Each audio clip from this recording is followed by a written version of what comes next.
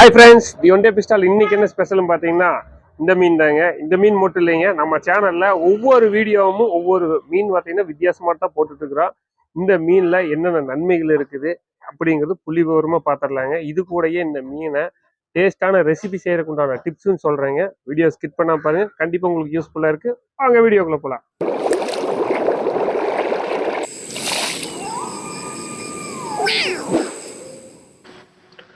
காட்டு விலங்கு மாதிரியே ஒரு கடல் மீனுங்க.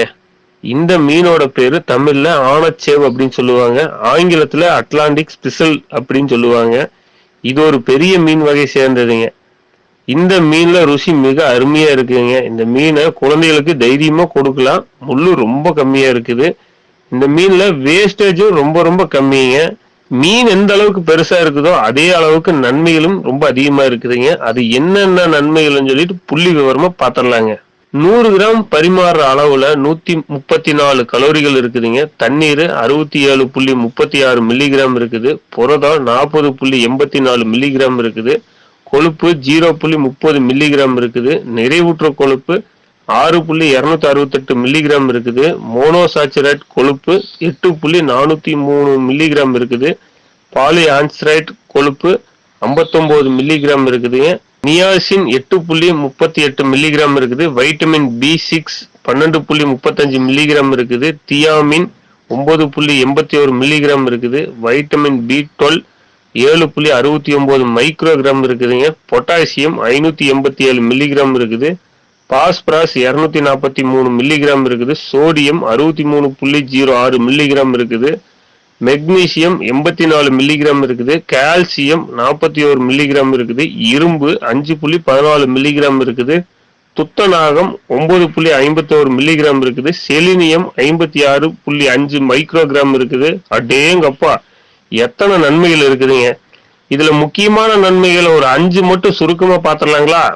முதல்ல பொட்டாசியம். இது நம்ம உடம்புல இருக்கிற நரம்புகளை தூண்டுறதுக்கும், தோல் சுருக்கங்களுக்கும், உடல் வெப்பநிலைய சமநிலையா வச்சிருக்கிறதுக்கும், இது மாதிரி பல்வேறு விஷயத்துக்கும் இந்த பொட்டாசியம் ரொம்ப உதவியா இருக்குதுங்க. ரெண்டாவது பாஸ்பரஸ்.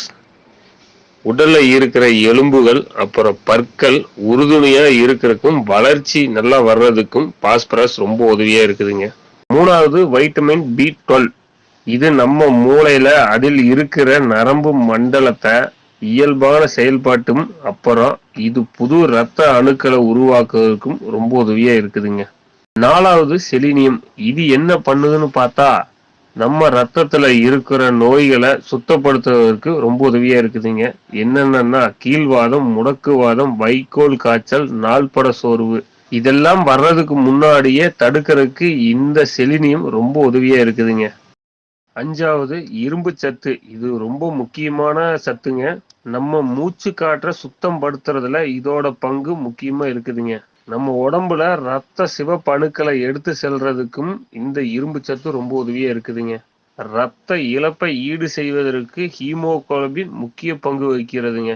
குறிப்பா பெண்களுக்கு மாதவிடாய் நேரத்துல இது ரொம்ப உதவியா இருக்குங்க. இந்த இரும்பு சத்து சாதாரண உடல் வெப்பநிலைய சீர் செஞ்சு ரொம்ப உதவியா வச்சிருக்கிற பயன்படுதுங்க. தொடர்ந்து இரத்த இழப்பு, இரும்பு சத்து குறைபாடு காரணத்தினால் ஏற்படுற இரத்த சோகை சரி செய்ய இந்த இரும்பு சத்து ரொம்ப உதவியா இருக்குதுங்க. கர்ப்ப காலத்துக்கு பிறகு பெண்களுக்கு இரத்த இழப்பு ஈடு செய்ய இரும்பு சத்து கூடுதல் பயனுள்ளதா இருக்குதுங்க. இது மாதிரி நிறைய நன்மைகள் இந்த மீன்ல இருக்குதுங்க. மாசத்துக்கு ஒரு தடவையாச்சு இதை சாப்பிட்டு பாருங்க. இப்ப சமையல் குறிப்பை சுருக்கமா பாத்துலாங்களா? இன்னைக்கு நம்ம பார்க்க போற ரெசிபியோட பேரு மீன் தந்தூரிங்க. தேவையான பொருளை முதல்ல பாத்திரலாம்.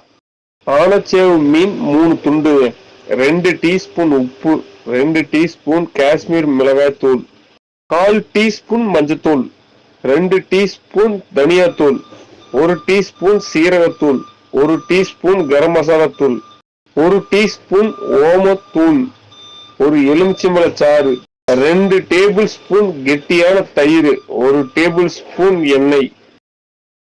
இப்போ எப்படி சமைக்கிறதுன்னு பார்க்கலாங்களா? மீன் துண்டுகளை நல்லா கழுவி சுத்தமா எடுத்து வச்சுக்கோங்க. ஒரு பாத்திரத்துல எல்லா மசாலா தூளும் ஒட்டுக்கா போட்டு மீன் அதுல தடவி 2 மணி நேரம் ஊற வைங்க. ஒவ்வொரு மீன் துண்டுகளையுமே ஒவ்வொரு வாழை இலையில வச்சு நல்லா கட்டி எடுத்து தோசைக்கல்ல மேல வச்சு 2 பக்கமும் எண்ணெய் ஊத்தி நல்லா வேக வைங்க. தோசை கல்லுல வாழை இலை கருகுன மாதிரி ஆனதுக்கு அப்புறம் இறக்குங்க. அருமையான மீன் தந்தூரி ரெடி ஆயிருச்சுங்க. சுட சுட சாப்பிட்டீங்கன்னா அருமையா இருக்குங்க. ஒரு தடவை முயற்சி பண்ணி பார்த்துட்டு கமெண்ட்ல சொல்லுங்க. மீண்டும் அடுத்த வீடியோவில் சந்திக்கலாம். நன்றி.